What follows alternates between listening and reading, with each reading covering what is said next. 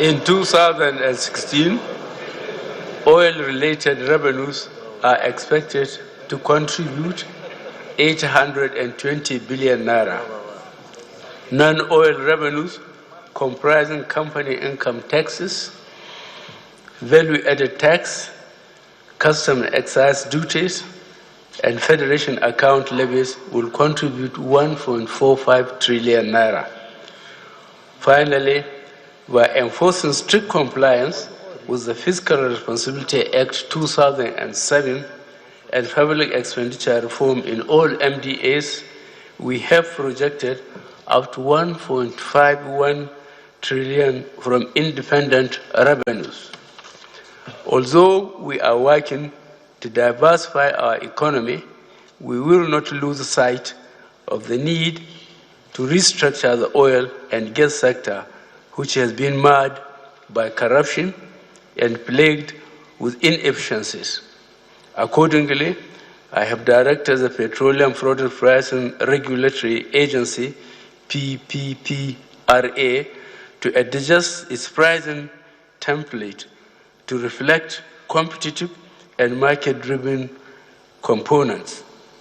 We believe this can lower input costs and attain efficiency savings that will enable PPPRA to keep the selling price for all marketers of petroleum at 87 naira per litre for now.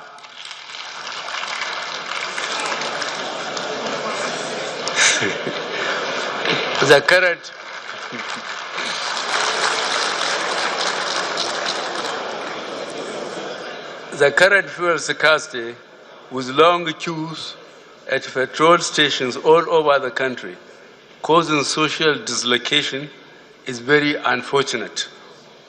Government profoundly apologizes to Nigerians for this prolonged hardship and misery. It is as a result of market speculators and resistance to change by some stakeholders. Government is working very hard to end these shortages and bring fuel to the pumps all over the country.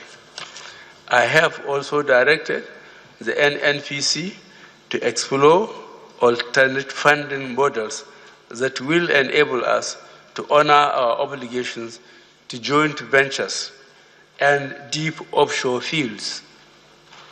We are confident that these measures can be achieved and will lower the burden that the traditional cash cows have imposed on our budget and cash flows, as well as contribute towards shoring up our national reserves. To deliver our development objectives, we have increased the capital expenditure portion of the budget from 557 billion naira in the 2015 budget to 1.8 trillion naira in the 2016 budget. Distinguished and honorable members of the National Assembly, for the first time in many years, capital expenditure will represent 30% of our total budget. In future years, we intend to raise the percentage allocation for capital expenditure. This is a fulfillment of our promise to align expenditure to our long-term objectives and a sign of government's commitment to sustainable development. This increased capital expenditure commits significant resources to critical sectors such as works, power, housing, 433.4 billion, transport, 202 billion naira, special intervention programs, 200 billion naira, defense, 134.6 billion naira, and interior, 53.1 billion naira. These investments in infrastructure and security are meant to support our reforms in the agriculture, soil minerals, and other core job-creating sectors of our economy. We will invest to safeguard lives and property. We will invest in equipping our farmers with the right tools, technology, and techniques. We will invest in empowering and enabling our miners to operate in a safe, secure, and humane environment. We will invest in training our youth through the revival of our technical and vocational institutions to ensure they are competent enough to see the opportunities that will arise from this economic revival.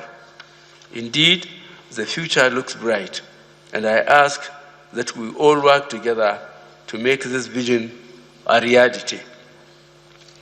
The 223% year-on-year growth in capital expenditure demonstrates our desire to make Nigeria more competitive and start the journey to deliver sustainable development in our country.